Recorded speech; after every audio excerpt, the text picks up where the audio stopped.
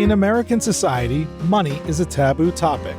We're taught at a young age it's improper to talk about it, but we're also bombarded with messages about the power and importance of money in our everyday lives. And by not talking about it, we miss out on the skills and lessons we need to effectively understand and financially plan. That changes today. Welcome to Money Tales. Hosted by Sandy Brager and Cami Doder, Money Tales brings more than 35 years of combined professional experience in personal finance to demystify money and demonstrate what it's like to speak openly about personal financial matters. Join us each episode as they interview modern-day movers and shakers about how money decisions intertwine with their daily lives in order to give you better insight into productive financial conversations. Subscribe today and register for our blog Fathom at aspiriant.com/podcasts to increase your money mojo. And now, here's Cami and Sandy. Taylor Adams is our guest this week on Money Tales. Taylor grew up in the fifth generation of an entrepreneurial, enterprising family. The first chapter of his life was about reconciling his own personal ambition within the context of business and his family. Taylor talks to us about the professional anxiety that he felt at that time. He thought to be loved and respected, he had to be as successful or more successful than his father, even though that mandate was never communicated to him. This led Taylor down a pathway of equating the idea of success with achievement and the acquisition of property, power, and prestige. After much self-reflection and work, Taylor realized that success and money are simply byproducts of value creation. And for him, value creation is generated by being of service to others.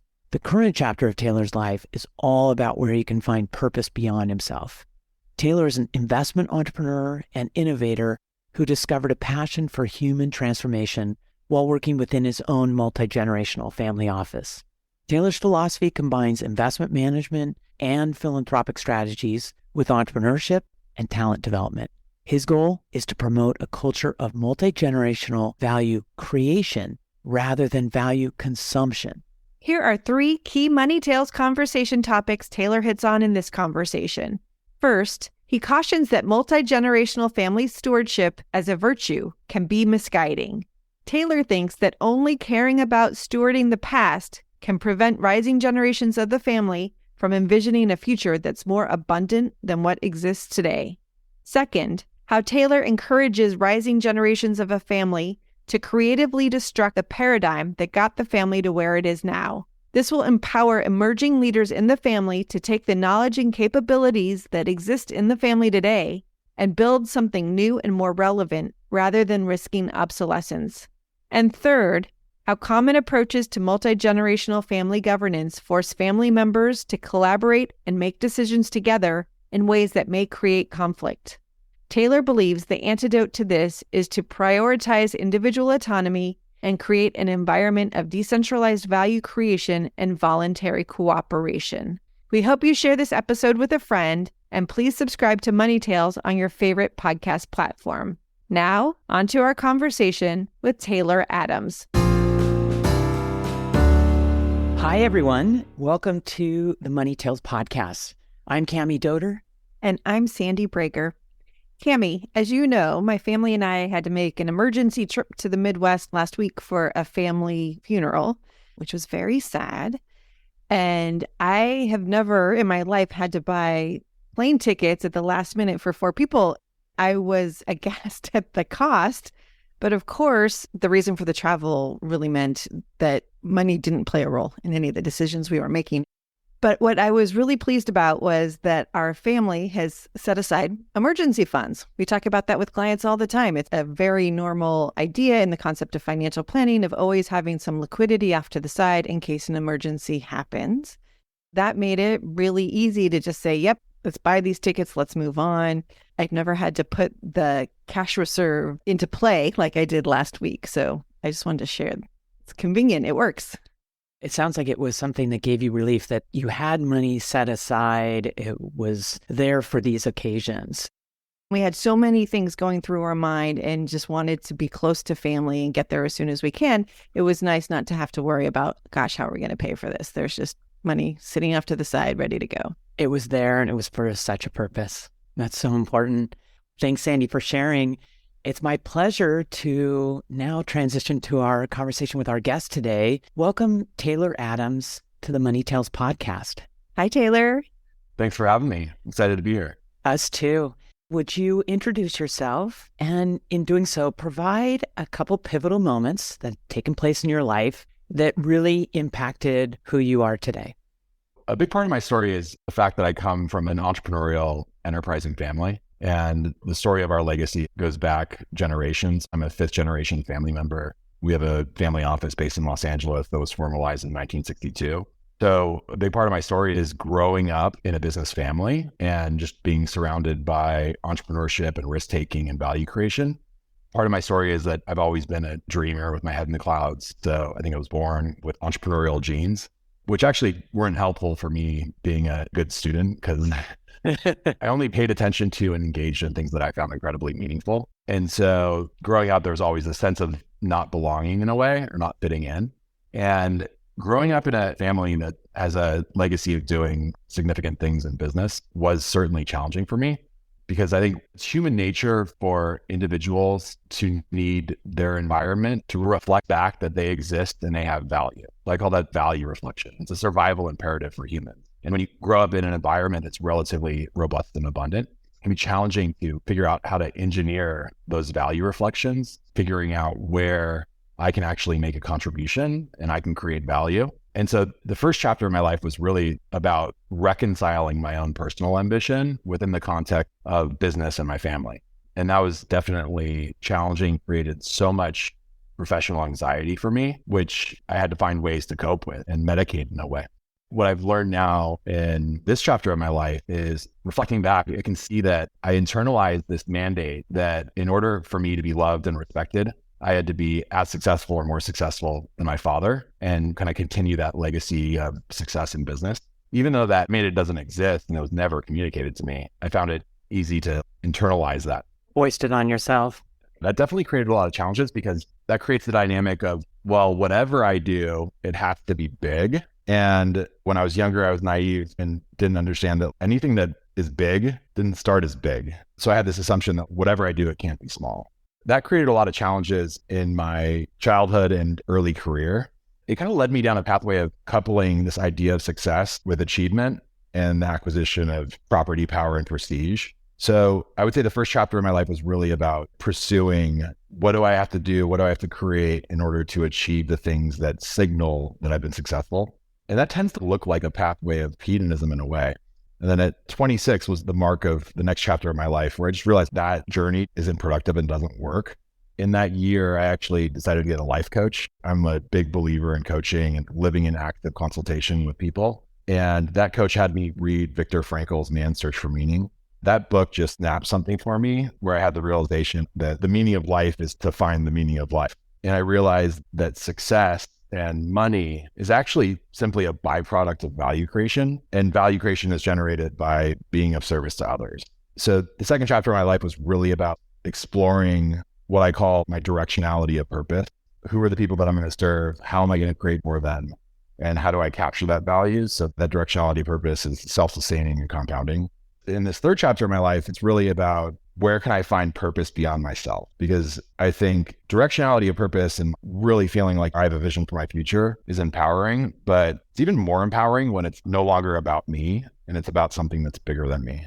So those are the three chapters that I would say kind of define my journey. And the threads throughout those have been entrepreneurship and finding ways to be of service to others. I'll share that my professional journey is I've always, even through my childhood, summer internship at different family businesses. And then after college, joining family businesses. So started off doing direct private equity, then transitioned into real estate, then spent some time doing more administrative functions within the family office itself. At the same time of the transition, the Viktor Frankl, pursuit of meaning transition, I pivoted out and decided to focus on my real passion, which is innovation and entrepreneurship.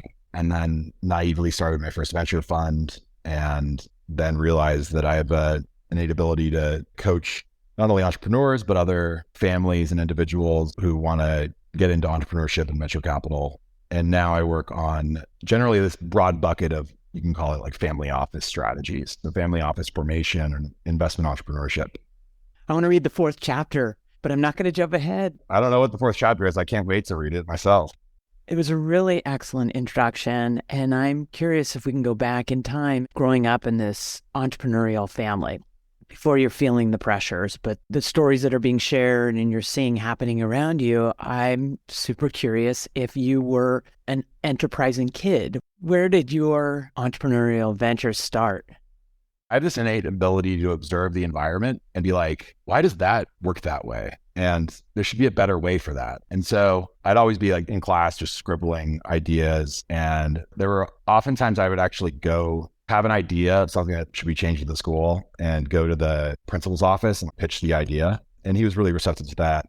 He was an incredible person and someone I continue to look up to and had a big mark on me. One interesting story is when I think it was about 13 years old, my family acquired a aftermarket automotive manufacturing company. They manufactured superchargers for cars.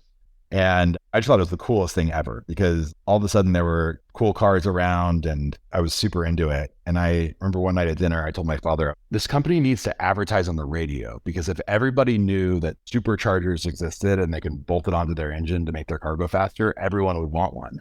And the correct response that my father probably should have made to that was explaining why this is actually a very niche market and mass market advertising probably isn't the right approach. But that's not what he said. He said, okay, go put a commercial on the radio.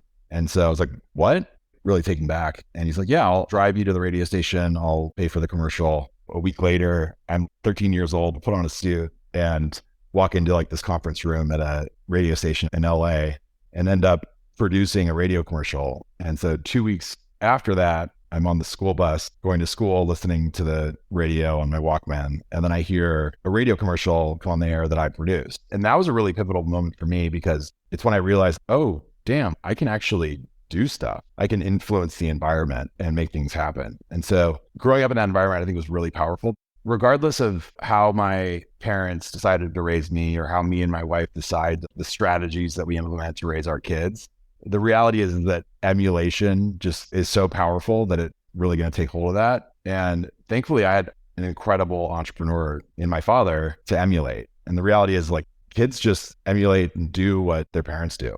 I'm really grateful that I had the opportunity to observe all of those dynamics. What a great lesson he taught you in addition to the modeling he was doing. I don't think it was strategic. He was just doing his thing. He wasn't trying to teach you a lesson. I think so. I don't think he had a master plan. That's my point. He was just moving with the world. Tell us more about being a fifth generation family member in an entrepreneurial family.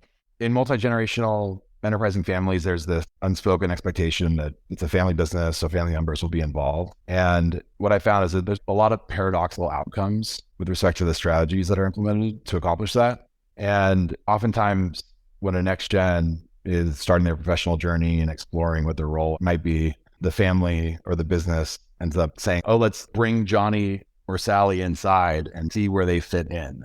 That's like a mandate that you never see anywhere else in business. Let's just show this person the ropes and see where they align and create value. Because they're part of the family and it's just expected that there's a role that they can play. Well, there's an expectation of stewardship. You're going to have a responsibility to make sure that you carry forward what was created in the past and don't screw that up. The challenge I had is that I want to build things. I want to create things. I don't want to be a steward of things that already exist. I think this idea of stewardship as a virtue is actually a little bit misguided because I think that humans only care about stewarding the past when they can't envision a future for themselves that's more abundant than what already exists. Trying to find my place within family business was challenging because the opportunities that you have is to figure out where you fit in with respect to existing process flows. And generally the mandate isn't come in here and disrupt stuff, come in here and create new things. And I think in the future, I think families will realize that the most powerful generational mandate is actually one that's rooted in creative destruction. So like what if a family enterprise told rising generation, hey, figure out how to disrupt us. Because if you don't disrupt us, the market will. And I think that's a much more empowering multi-generational mandate. It empowers emerging leaders to figure out what is the next version of what my family's built. How can I take the knowledge and capabilities that already exist and compound value on top of those to make sure that our journey and the compounding value creation that's created through that continues to be relevant and doesn't become functionally obsolete in an emerging future economy. I'm curious, it's really hard for the previous generation, whichever number it was, to be open to that. It's big change, it's scary. Maybe you coach in this area or talk to clients of yours. How do you help that previous generation be open to this? What I observe is there's basically a complete lack of shared language across generations currently. And even if they're saying the same words, it means different things. It's kind of frustrating because I think the intention, or what I would call the directionality of purpose, actually is aligned, but they're not communicating it in the same language and communicating it effectively. Funny story that my father told me before was when he was stepping up and taking over the family office and family business, his father, my grandfather, didn't stop coming into the office. And my grandfather was a pretty angry guy, and he'd have these explosive episodes once in a while. And one day he was like, "How do I know that this place is going to run all right when I'm no longer around?" And then my father responded and he said, "Why don't you stop coming into the office and then you'll find out?" That's just a really funny, but really relevant story about passing of the baton and letting go of control. And I think in multi-generational families want to prioritize family unity. Like oftentimes they'll say, like, I've seen what money can do to families and how it can rip them apart, and I don't want that to happen. So what I'm going to do is promote family unity above all else. And so I'm going to create really rigid governance structures, top-down governance structures where family members have to come together in a room, make decisions together in order to move things forward. Very common. The paradoxical outcome there is that forcing family members to collaborate and make decisions together actually leads down a path where it creates an environment for conflict. And if the governance structures are really rigid, the only alternative is to end up suing each other. And that's often what ends up happening. I call this controlled collectivism. And the intention of those kind of strategies is family unity and multi-generational wealth preservation. But the byproduct is usually the absolute opposite. And so I think the antidote to this is prioritizing individual autonomy and creating this environment of essentially decentralized value creation and voluntary cooperation. One way to think about it is with a family office or enterprising family, they've built this empire that they've climbed a mountain and they're at the peak of the mountain. There's the power dynamics of figuring out, all right, who's going to be the next one to stand at the top and steward this mountain. But I think the much more powerful opportunity is empowering future generations to be like, check out all those other mountains. Where's the next mountain? What do you want to climb? And what do you want your mountain to be about? And the really cool thing is you can take those legacy capabilities and leverage them as accelerants or empowering tools for emerging leaders to build their own capabilities and create value. It sounds like you've been successful in bringing in this change dynamic into your family. And I'm curious, just as context, how many people have pooled assets within the family? And what was it like for them to see you coming in and disrupting things? What's interesting is that families will grow really fast across generations, including Gen 6 now. The office serves around 175 different family members. It's 4 distinct family branches. My family branch and then my direct family, so my parents and my siblings. There's 6 siblings, so it's a relatively large family, and then 13 grandchildren. But across the entire family, 175 family members, the office manages around something like 250 distinct legal entities, files almost 2,000 tax returns a year. And one of the challenges is actually the increased administrative burden that comes with that, which eats up tremendous bandwidth, which means there's less bandwidth for the entrepreneurial priorities that created the success in the first place. And managing all that is really challenging. Multi-generational families are threatened by system entropy more than anyone else. As it becomes more complex and there's more personalities, the system's risk becomes greater and things can tend to break down.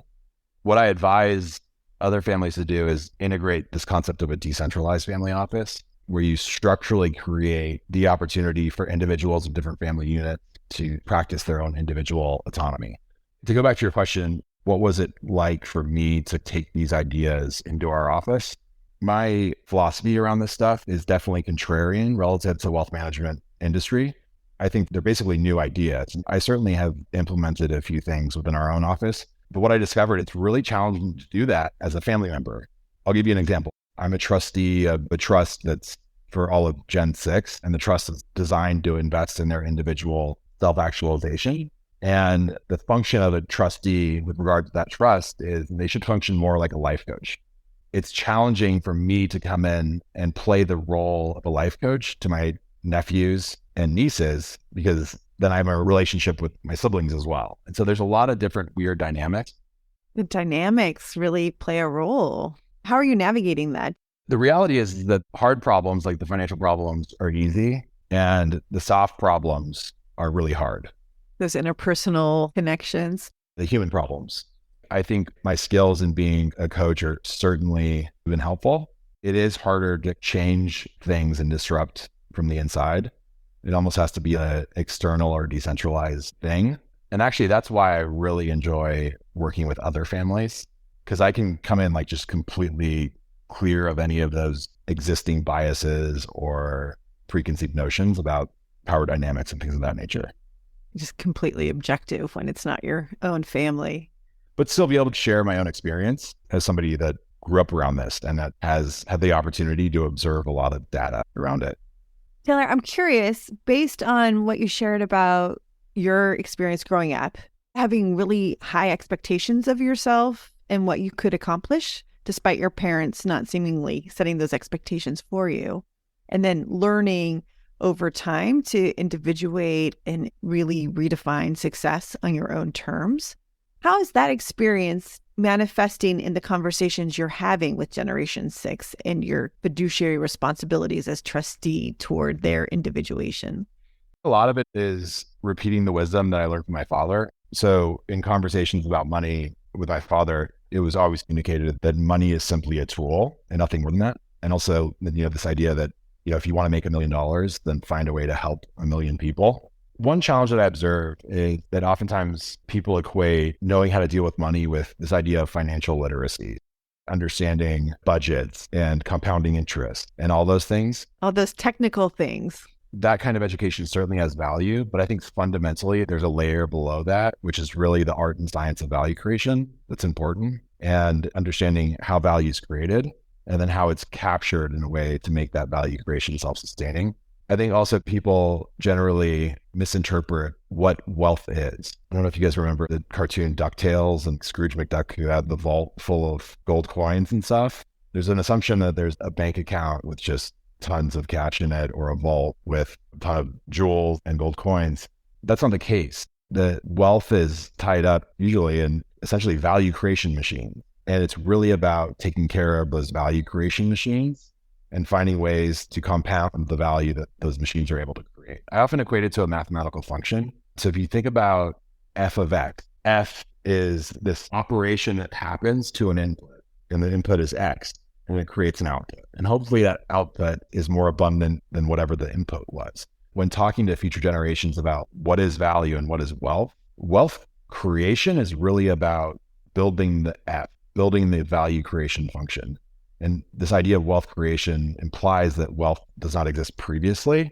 You don't have an X, you don't have this capital input to put into anybody else's function. You just need to build the function first. And then that function can create an output, and you can recycle your own output back in as an input to the function. I think that's a really important thing to communicate, because fundamentally sustaining success across generations is about continuing to have that mentality of our job is to maintain and build new value creation functions. And I find that families who lose the entrepreneurial spirit and culture are ones that really prioritize wealth preservation through asset allocation of where do we put our capital inputs, rather than thinking about how can we create new value creation functions. And the thing about maintaining a culture of entrepreneurship and value creation in a family is all it takes is for one generation to be void of an active value creator for that entrepreneurial spirit to leave the family. Because going back to the idea of emulation, people need to be able to have the opportunity to observe people that are grinding and actively struggling to create value for others. And they end up emulating those people. But once that's lost, it can be lost forever. Long-winded answer, but teaching them the fundamentals of value creation, rather than prioritizing financial literacy, it's really prioritizing how can you be of service to others and create value for them. And the byproduct of that is money. You've spoken about multi-generational abundance. Would you describe what that means and your vision around this idea? I think all of these principles, they don't just apply to wealthy families. I think they're universal. I just want to qualify that. And also just acknowledgement that everyone's story is multi-generational. Even if your parents were first-generation immigrants that came to the US with a quarter in their pocket and worked their ass off to be able to give you the opportunity to access opportunities that they didn't have. I mean, that's a multi-generational story.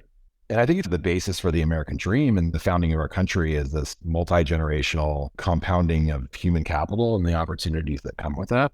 Just wanted to acknowledge that this isn't some ideas or methodologies that's reserved for affluent families. I think it can be practiced universally. And this concept of multi-generational abundance or compounding human capital, it really goes back to just principles of human progress. If you think about compounding value creation or compounding innovation, the idea that we today are able to do things that previous generations weren't able to do because we have access to knowledge and technology that they didn't have access to. All the entrepreneurs today are actually building on top of other people's inventions and the knowledge that other people acquired. And I think this engine of compounding innovation is what accelerates human progress. That idea can be mapped back into the family. And the idea is let's prioritize compounding human capital. I was able to observe my father and my siblings doing things and leveraging the tools and techniques and knowledge that they had at that time, doing the best they can with the tools that they have. But through that observation, I've been able to gain that knowledge plus additional knowledge and those tools plus additional tools. So the expectation is that I can do more with the opportunities that I have that the previous generations were capable of doing with their opportunities. And I think this idea of like compounding human capital and compounding value creation is really exciting because if I were to do a graph, a lot of times people will reference like shirt sleeves to shirt sleeves in 3 generations. First generation creates the business, second generation stewards the business, and third generation, it ends up falling apart. There's another model where instead of empowering future generations to be stewards of what already exists, let's empower them to create the next version of that capability. Or in other words, let's empower their individual self-actualization and find out what they were meant to do on this planet. I think as a story of human progress, I think that's really exciting. Thanks for sharing your thoughts with us. There's a huge mindset aspect to what you're saying, not only the concepts, but just being open and being creative really allows, I think, a lot of possibility. So it's exciting. Keep up that great work. And tell us, what's your next money conversation going to be and who is it going to be with? Right after this call, I'm getting on a call with a company that I work with. It's a weekly recurring call on capital formation. So really, as a function, capital formation is similar to fundraising, but it's really more focused on partnership. In this call, we talk a lot about the psychology of money and the psychology of investment decisions and how we can partner with people to build new capabilities. Money as a term is not necessarily in my daily vernacular, but every call that I have, whether it's with a startup founder or with another investor or with a family office, it's usually always focused on just the concept of value creation and that acknowledgement that money is a byproduct of value creation. Taylor, thank you for all that. Would you share with our listeners, how can they find you? You can ping me on LinkedIn or shoot me an email, taylor@belief.vc, taylor@belief.vc. Perfect. Taylor, thank you very much. It is not a surprise that high school principal of yours listened to your ideas. You've got a lot of really powerful ideas, practical ideas, and thank you so much for sharing that with us today on Money Tales. Yeah, thanks so much for the time. This has been fun. Thanks for listening to the Money Tales podcast. If you've enjoyed this episode, share it with someone you think would benefit from listening, and leave us a review on your favorite podcasting platform. Your ratings and reviews help more people find our podcast. If you're inspired to gain clarity and peace of mind about financial matters, don't hesitate to reach out to our team at Asperient. Go to asperient.com/start a dialogue. Or you can email Sandy and me at podcasts@asperient.com. See you next time.